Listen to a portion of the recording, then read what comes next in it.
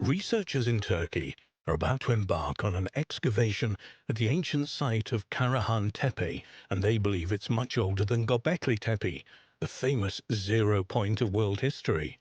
If you were to ask any professor of history or even a self-respecting armchair archaeologist to name the oldest monument ever discovered, they would have all said Göbekli Tepe.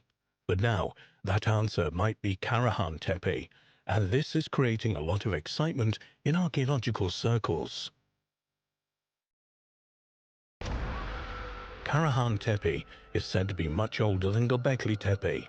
Archaeologists have been working at the Karahan Tepe site, which is often called the sister site of Göbekli Tepe, since 1997.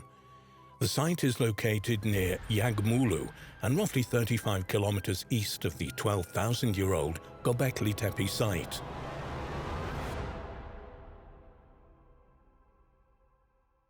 Over the years, archaeologists have made a series of amazing discoveries at the Karahan Tepe site.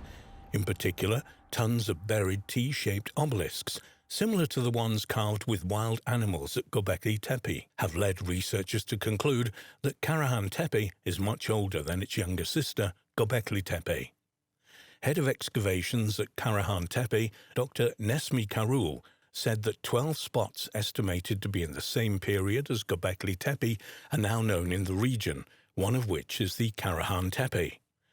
Speaking at the 10th International Resort Tourism Congress, Culture and Tourism Minister Mehmet Nuri Esroy said that an intensive and rapid excavation program continues in Karahan Tepe, which to date has yielded 250 obelisks featuring animal figures. Esroy claims that planned excavations will prove the settlement at Karahan Tepe will be much older than the 12,000-year-old Göbekli Tepe. A 2016 National Geographic article recounted the fascinating story of the discovery and preservation of Göbekli Tepe.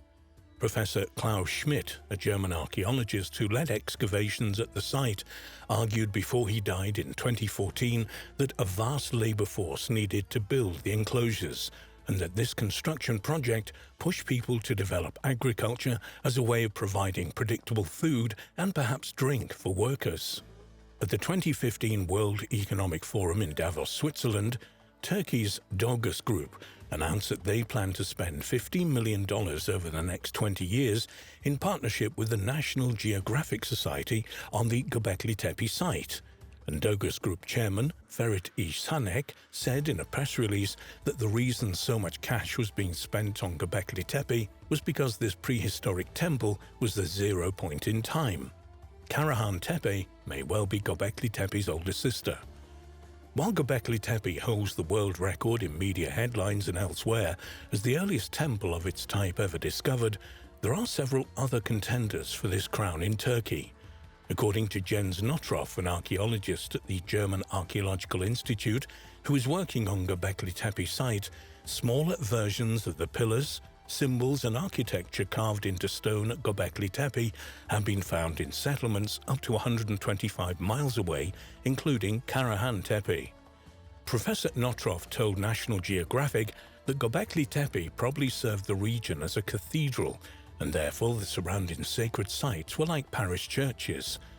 The scientist also thinks hunter-gatherers traveled long distances to meet, worship, and help build new monumental structures through vast community projects that included grand feasts to display wealth. Returning to Karahan Tepe, according to a report in Daily Sabah, many more years of excavations and research must be conducted to determine what exactly it was used for. However, while it does happen, scientists seldom make big claims without equally big proof, and in this instance, the researchers think that when they ultimately get to Karahan Tepe's excavation center, it will be much older than 12,000 years. The archaeologists at Karahan Tepe are also convinced that they have a new zero point in world history. The mayor says the site will become a priority in place of Göbekli Tepe, and it will become a new focus of national archaeological and tourist attention. Karahan Tepe is the sister to the enigmatic Göbekli Tepe that sits around 23 miles southeast of Göbekli upon an elevated limestone ridge. It has many striking similarities to Göbekli. Firstly, it consists of T-shaped pillars, 266 of them that mostly form parallel rows. The pillars have relief carvings, and the site appears, like Göbekli, to be deliberately buried under a great artificial mound, although this could be natural, as after 10,500 years of accumulation of dirt, combined with high winds, could have covered it back up. The comparisons do not end there. It also has serpent relief carvings, strange rock indentations, large cut marks, porthole stones, and an unfinished T-shaped pillar still in the quarry, the focus of this article.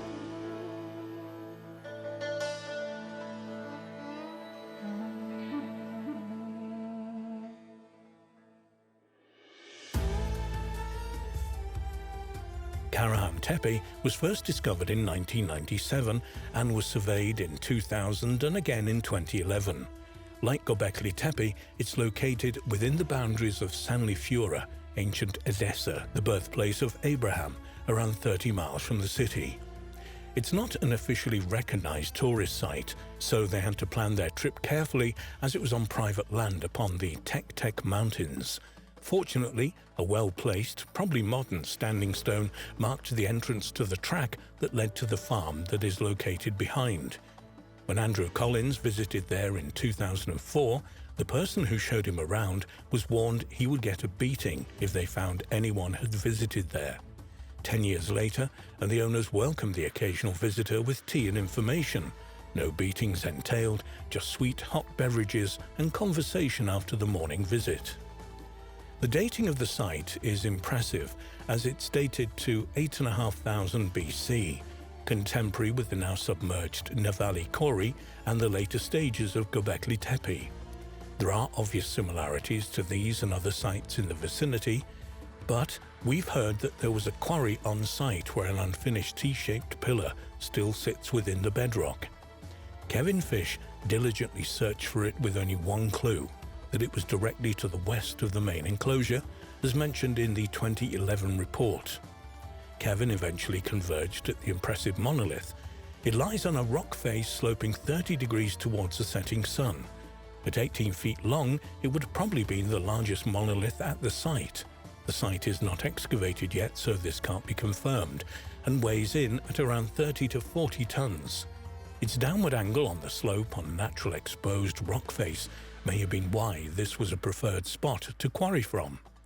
As archaeologist Bahattin Selik explains, this is quite a practical technique, with roughly chiseling on the side of the rock to produce a T-shape, whilst carving the other side 40 centimeters wide and 1 meter deep.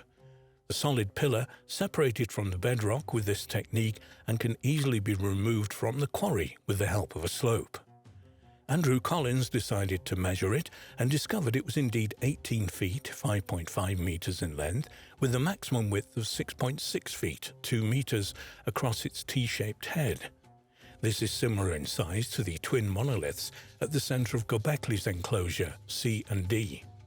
The weathering was very bad, much like the exposed parts of the pillars on the main hill. However, what lies underneath could be as well preserved as Göbekli Tepe. Altogether, Karahan Tepe is a fascinating site that begs excavation, as the significance of the nearby Göbekli Tepe has now hit the headlines. After leaving the site, the visitor wondered if the location of the choice of rock was significant. Was the direction of the quarry from the main temple an indication of a tradition that existed as far back as 10,500 years ago? Andrew Collins discussed the possibility that, indeed, it could be the case, as bringing quarried stone from the west to the east may represent bringing it into the light, sunrise, from darkness, the sunset.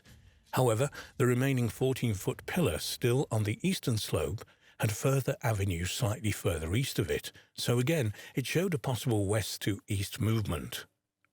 Alternatively, it could also represent an east to west direction from the smaller quarry to the main enclosure. After searching through some Masonic texts, a reference was found to a ceremony where the initiate had to move in that direction, east to west. Why this is, perhaps, could represent facing one's own death, as initiation rites such as these are often about facing deep-rooted fears. Whether this was on the minds of the builders of Karahan Tepe, we'll never know, unless, of course, the site gets excavated and evidence emerges. From now, we can only speculate. Another aspect that grabbed Andrew's attention was the fact that the parallel rows appeared to be serpent-like, weaving up or down the main hill or from the main enclosure. In his initial report, Andrew stated, "It's even possible that these zigzagging pairs of stones making up the stone avenues located on the northern, eastern sides of the tepe signify the path of snakes, which are seen to descend like living energy into the valley below." This idea is given credence through the fact that carving on the stone seems directed up the hill, as if the direction of movement is downwards through the various sets of gateways. After coming to this conclusion, Andrew dreamt of snakes, their tails tied together, each one trying to break free of its bondage, all of them writhing about in the process. With this dream came the impression that the snakes represented the containment, flow, and energy of the stone's avenues at Karahan Tepe. An interesting concept, if nothing else. Earth energy springs to mind, as it has been found in Avebury, Brittany and Cornwall that stone avenues mark the path of telluric earth energy currents, with a crossing point often at the center of the complex, which would naturally congregate on a hilltop. More research needs to be carried out to confirm this hypothesis, but with the serpent symbolism at such a remote site, it could even reveal the origins of geomancy and earth energy science. When they go back in September, they will have some equipment to take readings and dowsing rods to find out if this is the case.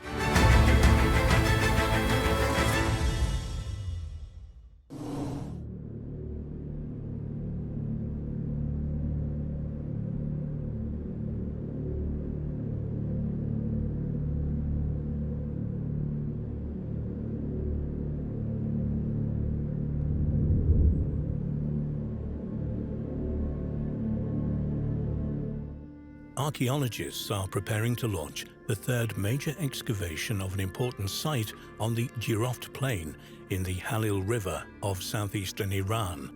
The Konar sandal remains were exposed after flooding in 2001 near Jiroft in Iran.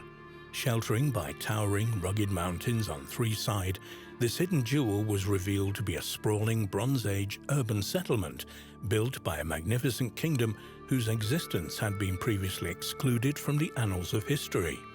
The discovery led some experts to hypothesize that the long-lost Jiroft culture was actually the cradle of civilization before the emergence of Sumer or Mesopotamia. The excavated area in Iran's Kerman province has been named Konar Sandal.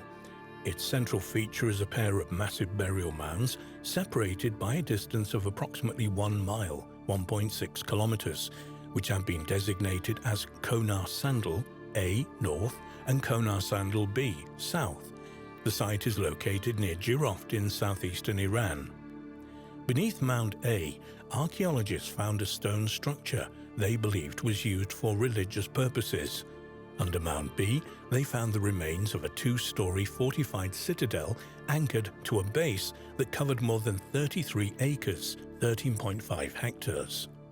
At the foot of the mounds, deeper digs have revealed the presence of many smaller buildings, and it's believed that similar structures will eventually be unearthed in the space between the two mounds and elsewhere in the subterranean surrounding environment. In addition to the excavated structures, Konar Sandal has also yielded a plenitude of stunningly attractive and finely crafted artifacts, revealing the existence of a culturally sophisticated people who created and resided in an indisputably advanced society.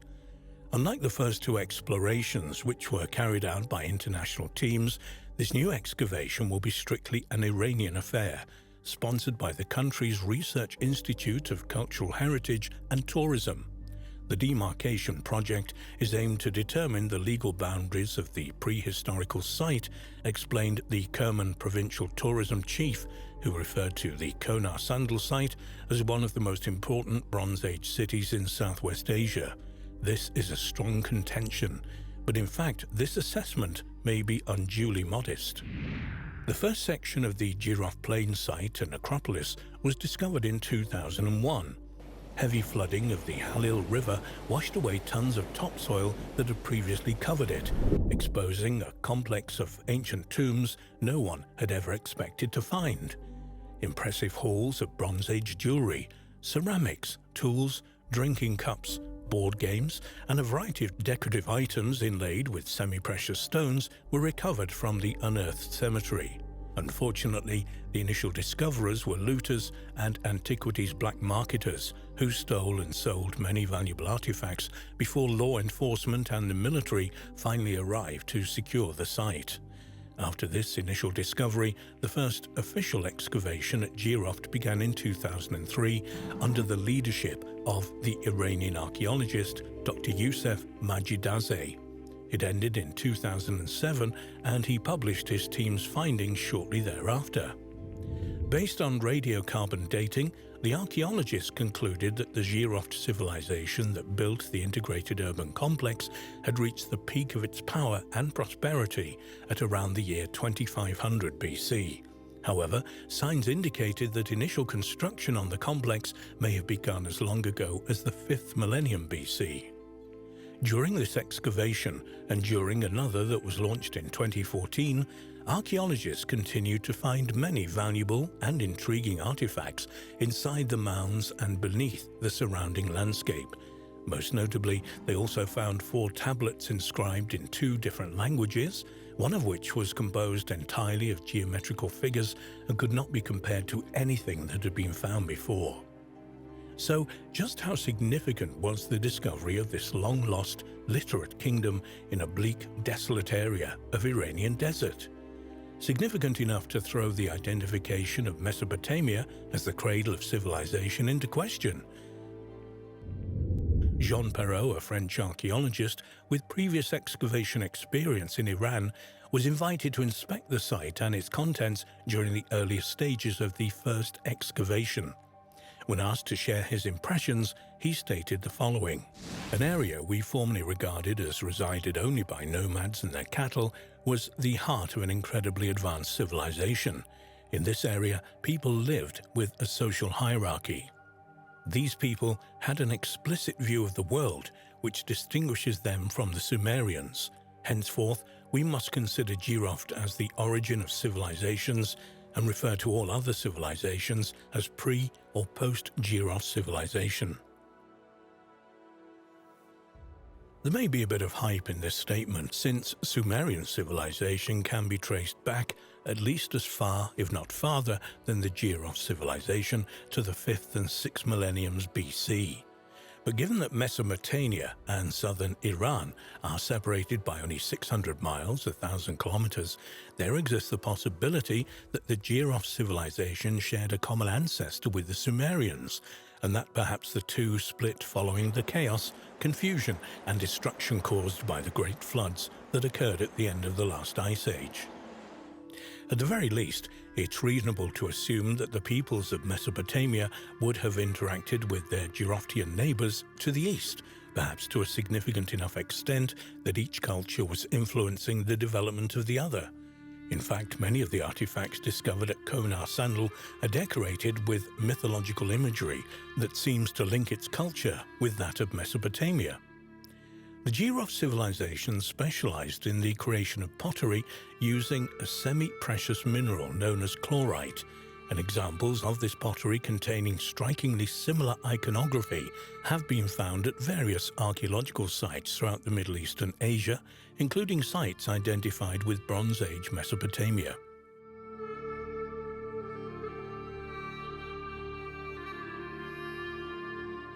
Different interpretations of the exact identity of the lost Jiroft civilizations have been offered.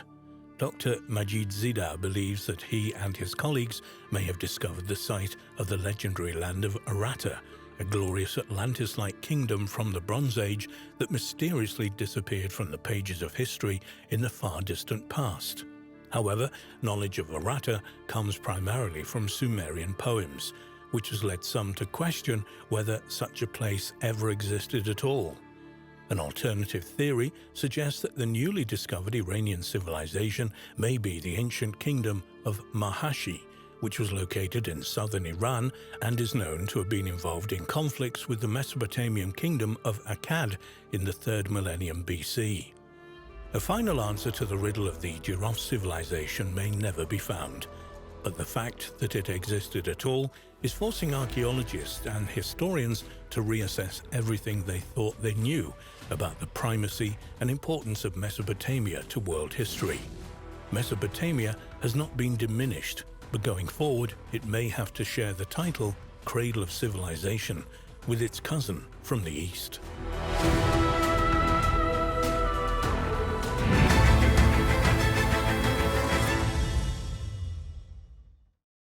Scientists have uncovered decorated artifacts dating from between 40,000 and 75,000 years ago from Tanzania and the southern tip of South Africa that show that man developed the capacity for symbolic thought long before previously believed.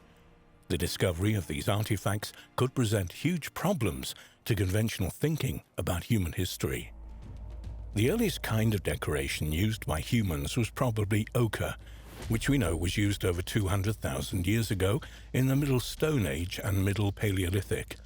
The earliest evidence of its use in Africa dates back 285,000 years.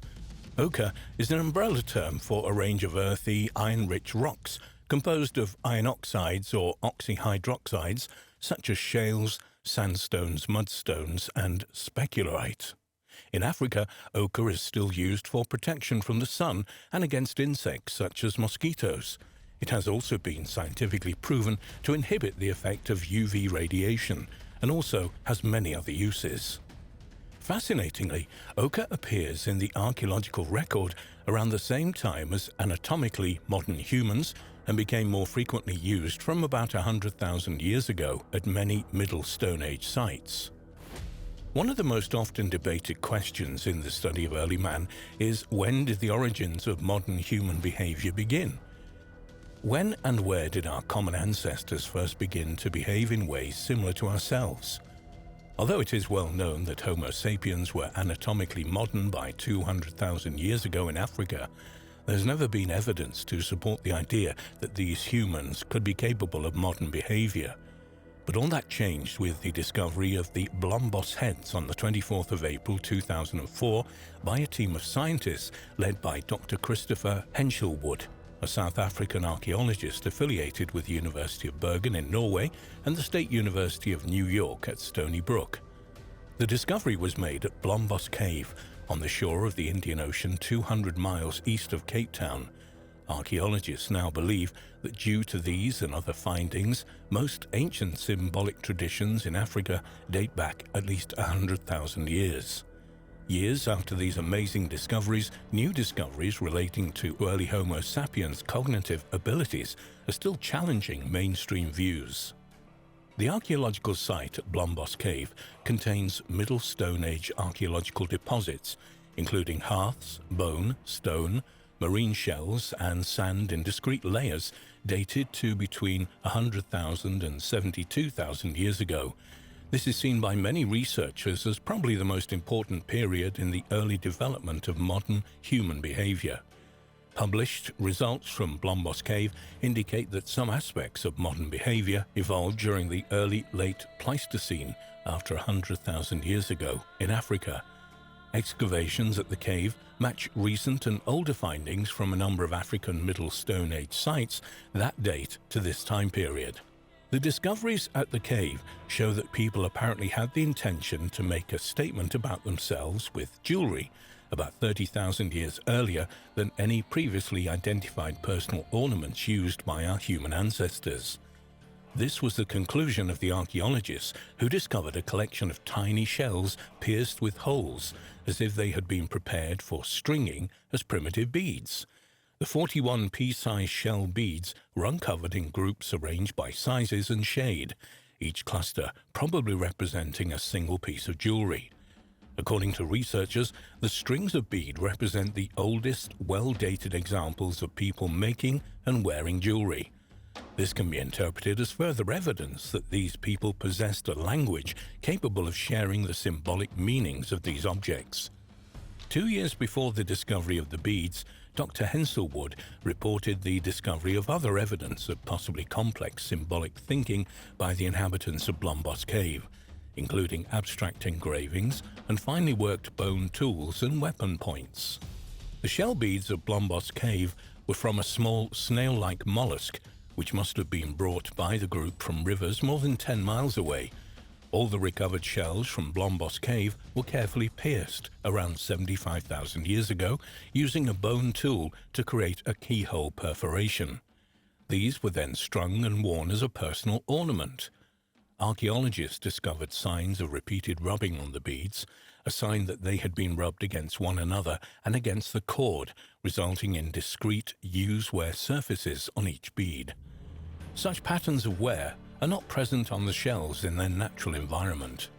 Microscopic residues of ochre discovered inside some of the beads probably resulted from deliberate coloring by the wearer or perhaps by transfer when worn. Henselwood and other researchers believe that this small but growing record of very early artistic artifacts from Africa are vital evidence that modern behavioral traits, such as the use of external symbols, developed slowly over a couple of 100,000 years, not abruptly after our ancestors emerged from Africa, as some archaeologists have suggested. However, not all researchers agreed with Dr. Henselwood's interpretation that these mysterious artifacts were expressions of a modern type of creativity. Indeed, a few of them have even questioned whether the shells were actually used as beads. Archaeologist Randall White of New York University, for example, does not believe that humans made the holes in the snail shells, saying, "I'm disturbed by the fact that there are no tool traces." Up until the discoveries in Blombos Cave, the earliest African personal ornaments were 13 ostrich eggshell beads from Kenya, dated to 40 to 45,000 years ago. Other, slightly more recent evidence includes a 43,000-year-old perforated teeth from Bulgaria and 41,000-year-old marine beads from Turkey. In 2000, archaeologists reported finding ostrich eggshell beads as well as ochre pencils and fish bones at a site in the Serengeti National Park of Tanzania. The archaeologists were not able to date the two carved donut-shaped pieces of ostrich shell precisely, but they came from the same layer as tools from the African Middle Stone Age between 280,000 and 45,000 years ago. For some reason, the mysterious discovery was not announced until 4 years later, in March 2004, at the Paleoanthropology Society meeting in Montreal. Despite the uncertainty over their exact age, one of the archaeologists who discovered the beads, Curtis Marian, from the Institute of Human Origins and Department of Anthropology at Arizona State University, stated that they were unambiguous examples of symbolic behavior. But why do decorated beads mean that we may have discovered the earliest examples of modern human thinking? Research has shown that symbols cannot exist in isolation, but generally form a part of interlinked systems. Modern human behavior is usually defined as behavior that is caused by socially constructed patterns of symbolic thinking, actions, and communication. The capacity for symbolic thought is not the main defining factor for modern human behavior, but rather it is the use of symbolism to organize behavior that defines us. So, early humans were first behaviorally modern when symbols became an inherent part of their daily lives. In basic terms, this means that people were using the artifacts that they made to organize their social world in a similar way as we do today.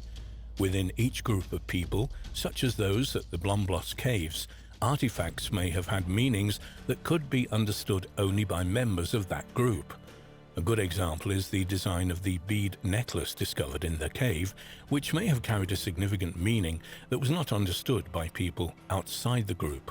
The findings from Blombos Cave and from Tanzania, and the subsequent reanalysis and excavation of other relevant sites have resulted in a clear change in our understanding of the timing and location of the development of modern human behavior. Archaeologists believe that these discoveries undoubtedly reflect the acquisition of completely modern cognitive abilities by southern African populations at least 100,000 years ago. Although scientists are aware that these are vastly important discoveries in terms of early man, they still seem to be a little reluctant to believe very early dates. Randall White commented, "If the dates hold up, we now seem to be seeing a trail of representational objects that is increasingly older as we move back from Europe into Africa."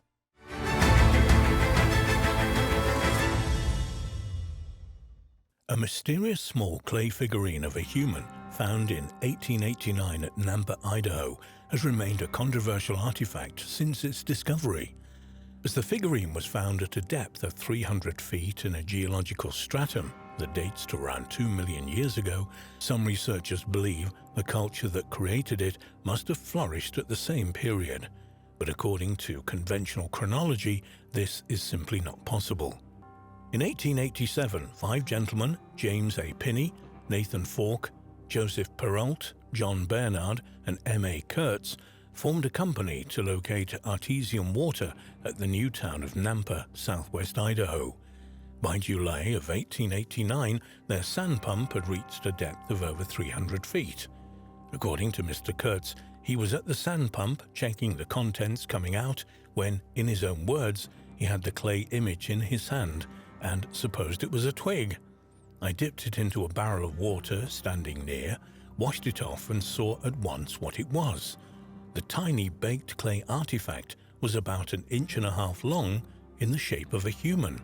American amateur geologist George Frederick Wright later wrote about the discovery in his book, The Origin and Antiquity of Man. The record of the well shows that they had penetrated first about 50 feet of soil, then about 15 feet of basalt, and afterwards passed through alternate beds of clay and quicksand, down to the depth of about 300 feet when the sand pump began to bring up numerous clay balls, some of them more than 2 inches in diameter, densely coated with iron oxide. 2 million years old. Wright went on to describe the mysterious figurine. It was a female figure and had the lifelike lineaments in the parts which were finished that would do credit to the classic centers of art. American archaeologists at the time noticed that the apparent similarities between the Nampa figurine and those of Upper Paleolithic Europe. But how had the figure ended up in a geological formation from the Pliocene-Pleistocene transition dating to approximately 2 million years ago? The oldest known example of a depiction of a human being is the Venus of Hohlfels from a cave in the Swabian Alps of Germany, which is dated to between 40,000 and 35,000 years ago. Does the incredibly ancient Nampa figurine challenge the evolutionary scenario, as some independent researchers have suggested? What mysterious culture existed in North America 2 million years ago who could have been sophisticated enough to craft such an object? Perhaps the figure shows that intelligent humans might have existed on Earth far earlier than originally believed by science. The Nampa figurine has been held up by some as a perfect example of an out-of-place artifact, objects found in contexts that are way out of sync with the accepted chronology of human history. For some researchers, such artifacts place a huge question mark against what we think we know of the world and its history. Some argue that these discoveries offer persuasive evidence that in remote antiquity mankind was significantly more advanced than we could ever imagine. They insist that at various times in prehistory we have reached a high level of civilization only for it to be subsequently destroyed without a trace by natural or man-made catastrophes. Two well-known examples of such out-of-place artifacts are the supposed fossilized human footprints discovered in the 1880s at the summit of Big Hill in the Cumberland Mountains in Jackson County, Kentucky, and an apparently man-made object enclosed in rock known as the Costco artifact, which to all intents and purposes resembles a modern spark plug. The Kozo artifact was initially believed by some to be more than 500,000 years old and belong to an unknown, impossibly old civilization. However, later research into the object concluded something entirely different. Two researchers believing the object to be relatively modern enlisted the help of the Spark Plug Collectors of America. They sent letters and copies of the X-rays of the artifact to 4 different spark plug collectors, who had no knowledge of the case and had never seen the pictures before. The collectors independently came to the same conclusion. They were certain that it was a 1920s-era Champion spark plug, one that probably powered a Ford Model T, and had been modified possibly to serve the mining operations in the Coso mountain range. The amount of decay in the artifact was an almost perfect match for the rates of decay that would occur in a spark plug from this era. So the Coso artifact had been lying on the mountain for no more than 40 years, and had not been encased in rock at all, but in a material composed mainly of hardened clay with a mixture of organic matter. Understandably, members of the scientific community do not support the extreme date for the Nampa figurine. For example, Michael Brass, in his 2002 book, The Antiquity of Man, Artifactual, Fossil and Gene Records Explored, notes that such a small fragile clay figurine would have undoubtedly been destroyed by the drilling equipment upon retrieval as it was brought up to the surface. Other researchers have pointed out that there are a number of ways by which the figurine could have worked its way into the Pliocene-Pleistocene clay, through fissures, through mining activity, or even by being pushed there by the drill. The presence of the clay balls found at the same general depth, close to the solid bedrock. This might suggest that a variety of materials had descended fairly rapidly through the deposit by a mechanism currently unknown. The reliability of the work of George Frederick Wright, which is so critical for those who believe that the figurine is really 2 million years old, has also been called into question and revealed to be highly suspect. Wright's contemporaries were highly critical of his writing and did not take his work seriously as science. D.J. Brinton wrote a book review of Wright's Man and the Glacial Period in the journal Science in 1892. In this review, he states, Dr. Wright's last example is the feeblest of all the Nampa image, a beautifully formed clay image of a female said to have been brought up from a depth of 300 feet in the holing of an artesian well at Nampo, Idaho. It is sad to destroy illusions, but when this same image with its story was laid before a well-known government geologist, and he at once recognized it's a clay toy manufactured by the neighboring Pocatello Indians, the person displaying it replied with engaging frankness, "Well, now, don't give me away." As if that were not enough, the well-known government geologist was in fact J.W. Powell, who wrote in Popular Science Monthly in 1893, "In the fall of 1889, the writer visited Boise City in Idaho. While stopping at a hotel, some gentlemen called on him to show him a figurine which they said had been found in sinking an artesian well in the neighborhood at a depth of more than 300 feet. It was claimed that this figurine had been brought up from the bottom of an artesian well while the men were working. When this story was told, the writer, Powell, he simply jested with those who claimed to have found it. He had known the Indians that live in the neighborhood had seen their children play with such figurines, and had no doubt that the little image had lately belonged to some Indian children, and said the same. While stopping at the hotel, different persons spoke about it, and it was always passed off as a jest, and various comments were made about it by various people, some of them claiming it had given them much sport. When Powell later read George Frederick Wright's book, he was extremely surprised to discover that Wright had obtained the Nampa figurine and that he had actually published it as evidence of the great antiquity of man in the valley of Snake River. A certain Mr. McGee also attacked the honesty of the supposed discoverers of the ancient artifact, Kurtz and Doofs. In the 1894 second edition of Man and the Glacial Period, George Frederick Wright repeats McGee's assertions. "It is a fact," says McGee, that one of the best-known geologists of the world chanced to visit Nampa while the boring was in progress, and the figurine and the pretty fiction were laid before him. He recognized the figurine as a toy such as the neighboring Indians give their children and laughed at the story, whereupon the owner of the object enjoined secrecy, pleading, "Don't give me away. I fooled a lot of fellows already, and I'd like to fool some more." What does the Nampa figurine represent? In the years since its discovery, a lot of research has been done into the culture of the Native Americans local to the area where the figure was found. These studies have found, as J.W. Powell stated 120 years ago, that small, Fragile clay figurines like the ones discovered were common to these Native American tribes in the late 19th and early 20th centuries. The evidence overwhelmingly points to the Nampa figurine being a hoax, perpetrated at a time when such stunts were popular and people enjoyed their brief notoriety.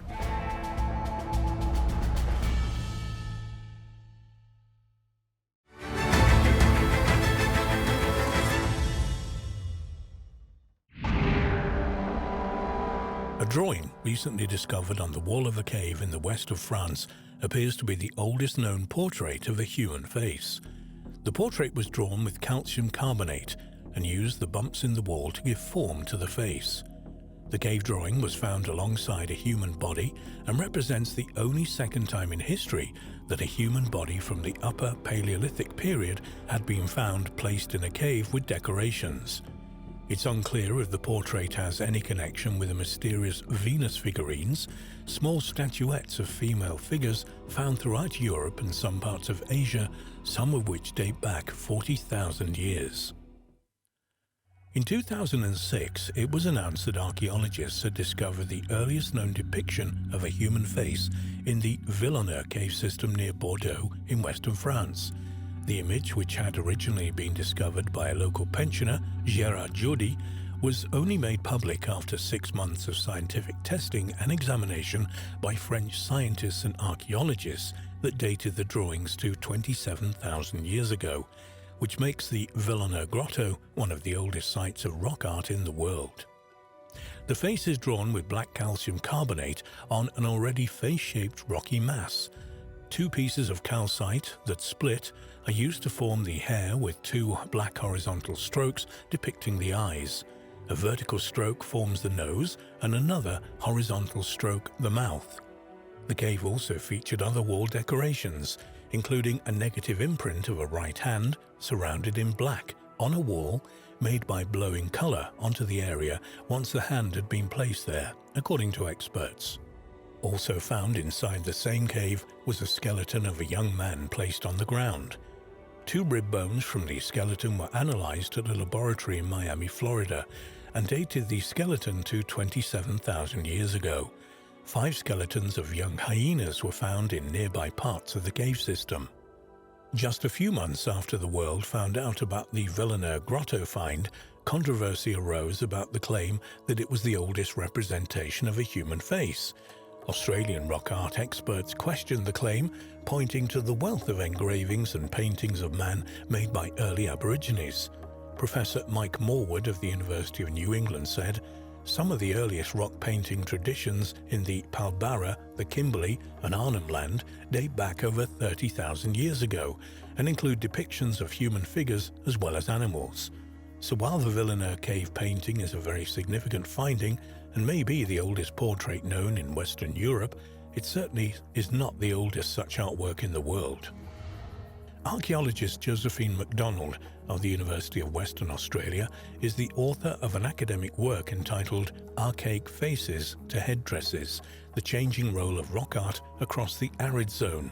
She was in agreement with Professor Morwood's opinion that faces in Australian rock art appear to predate the recent French discovery. Certainly, there's some rock art in Australia that is at least 30,000 years old, and it indicates the depiction of faces. Most Australian archaeologists agree the earliest art in Australia was produced before the last ice age, which gives it a significant age. There are some researchers, however, who believe that both the Villeneuve Grotto portrait and the earliest Australian Aboriginal portrait art are predated by small statuettes known as Venus figurines. Venus figurines are a class of distinctive artifacts dating back to the Upper Paleolithic period, roughly between 40,000 and 10,000 years ago.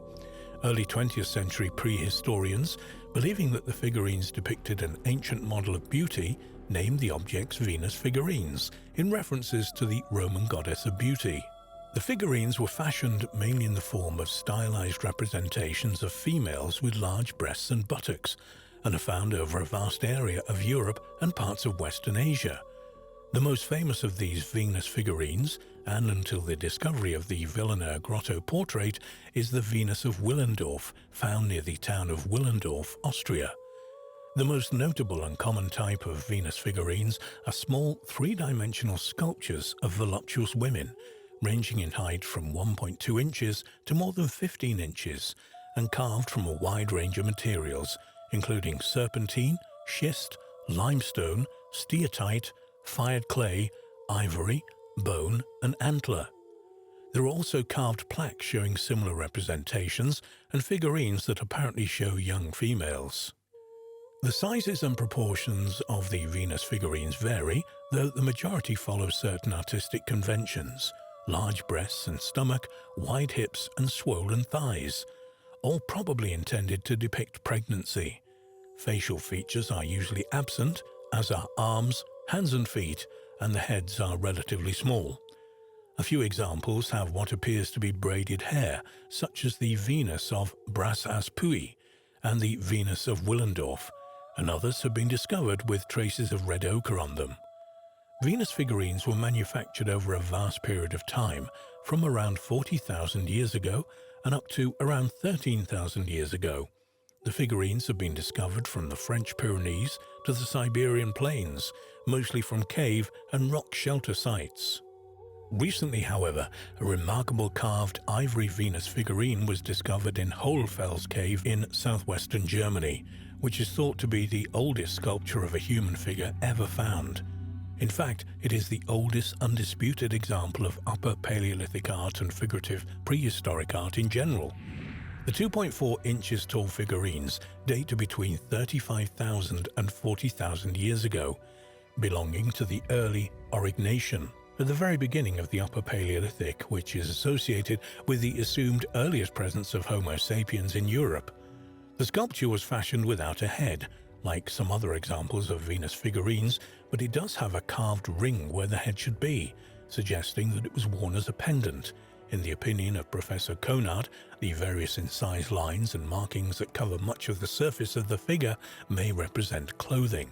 Excavations at the site by Nicholas J. Conard from a university in Germany also discovered other figurines, including a horse's head, a water bird, and a half-human, half-lion figurine, all dated to about 30,000 to 33,000 years ago. Also found at this remarkable site were worked flint, bone and ivory, bones of horses, reindeer, cave bear, mammoth and ibex, as well as a deliberately burned bone. A puzzling artifact, though, is a bird bone flute with 5 finger holes. It was also unearthed in this incredible cave, dating to about 35,000 years ago, which would have made it the oldest handcrafted musical instrument ever discovered.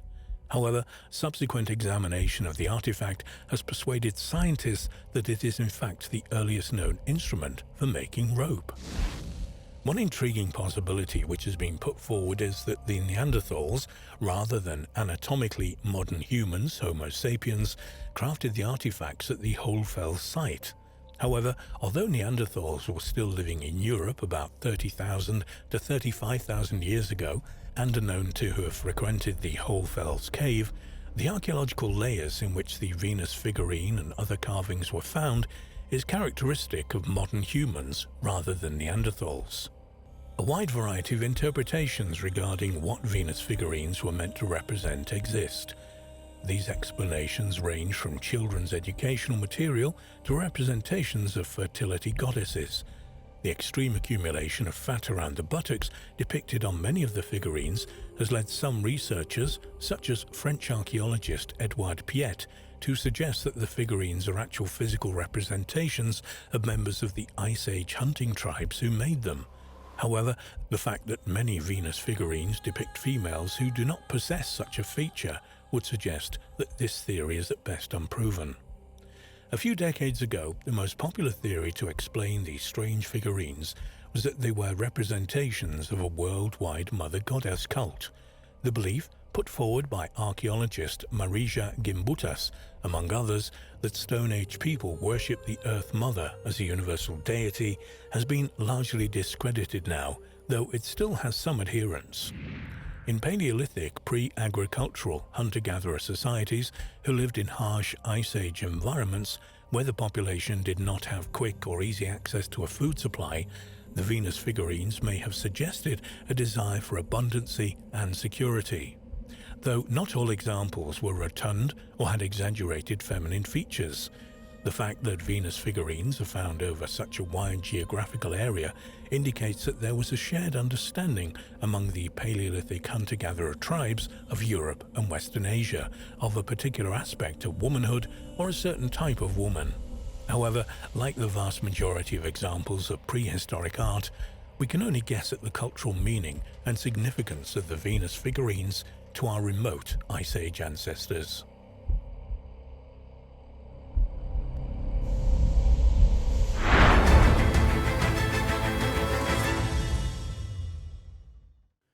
The remains of an ancient domesticated dog that spent its life with humans has been unearthed in an Italian cave. Believe it or not, this ancient domesticated dog is now considered to be Europe's earliest pet dog and might be 20,000 years old. How wolves became wolf-like and then are early friends. The early ancestors of grey wolves, Canis lupus, were a group of carnivores named the creodonts that roamed the northern hemisphere between 100 and 120 million years ago. About 55 million years ago, this ancient species gave rise to the carnassials, a group of wolf-like animals that had specialized jaws and razor-sharp teeth for tearing and eating meat. One member of this family, Miakis, is thought to be the common ancestor of all present-day wolves, bears, raccoons, weasels, and dogs. Researchers hope this incredible discovery in Italy will provide new information on how and when dogs diverged from wolves and became domesticated human pets. Dr. Francesco Boschkin heads the team of archaeologists from the University of Siena in Italy that published the study on the Italian canid and wolf remains found in the caves. According to an article in Scientific Reports, he stated it might be the oldest ever remains of a domesticated pet dog found in Europe.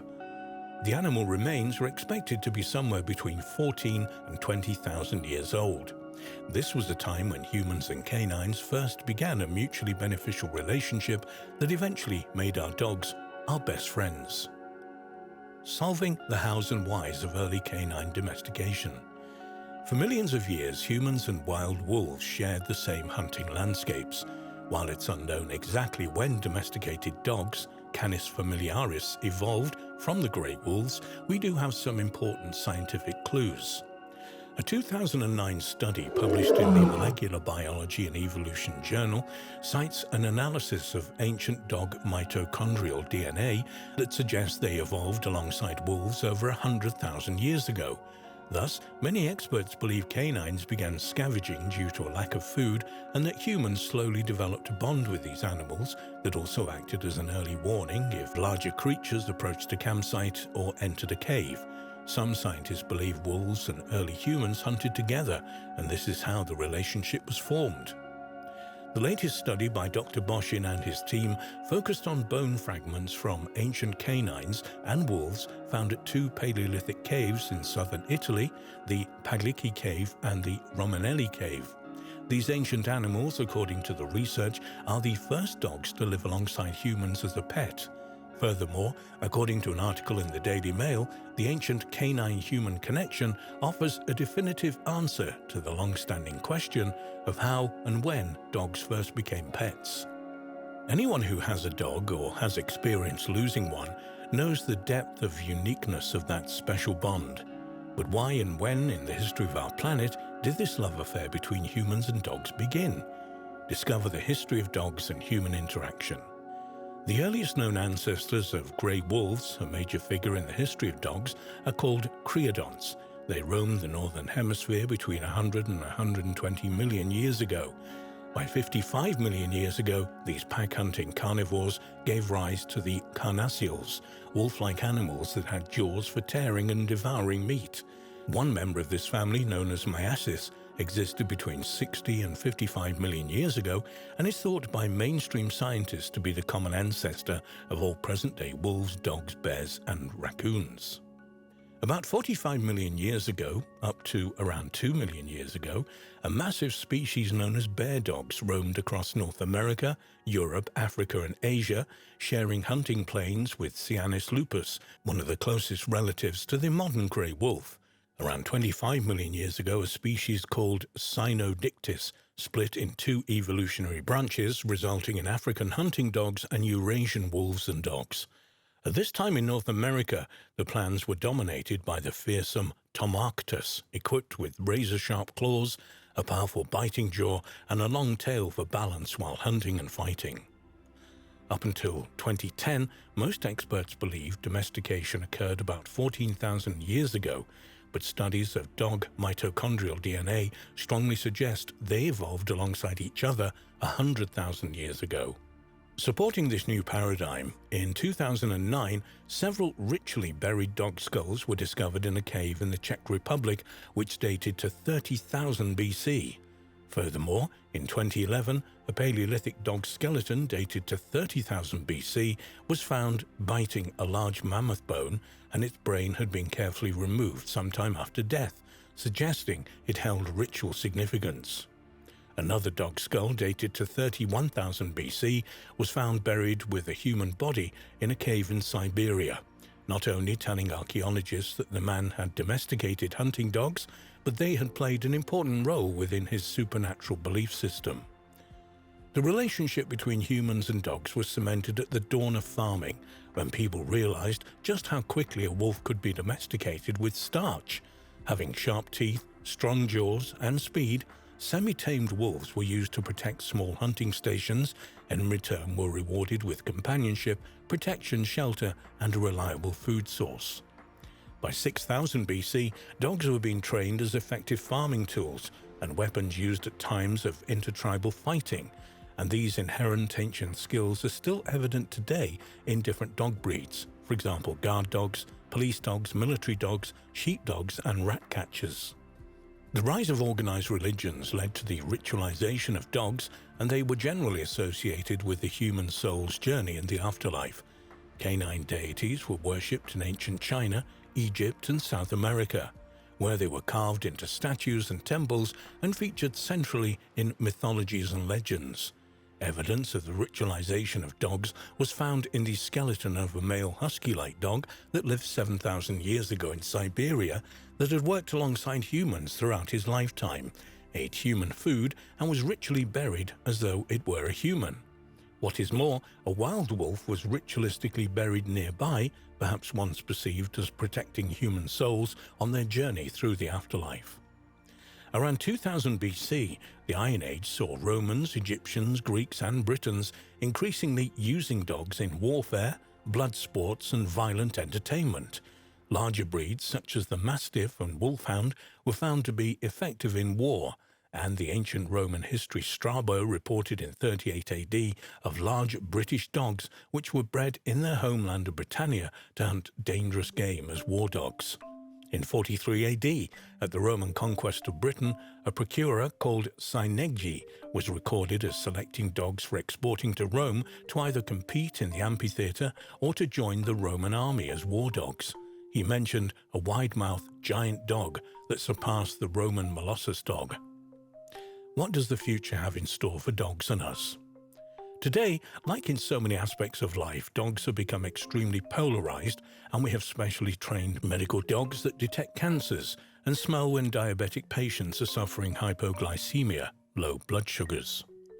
This is all happening as astronaut dogs are being trained in space programs and search and rescue dogs leap from helicopters and speedboats, not to mention military dogs that can detect explosives and locate injured bodies in places deemed too dangerous for soldiers. A highlight in research for this article was learning that in 1943, during World War II, the American Army began a war dog training program which parachuted puppies into war zones to sniff out enemy tunnels and bunkers. What on earth will dogs be doing in the future? In the modern police and army, dogs that are trained to bite often suffer from broken teeth, which are now being replaced with sharp titanium fangs at a cost of between $600 and $2,000 a tooth.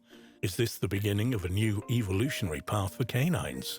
Like us, will we soon be able to sync our dogs with our computers and smartphones? In conclusion, the evolution of dogs that has spanned nearly 45 million years is far from complete, and although we have altered its course irreversibly with mass breeding over the last 200 years, so far no other animal has evolved to live alongside humans as harmoniously as dogs have.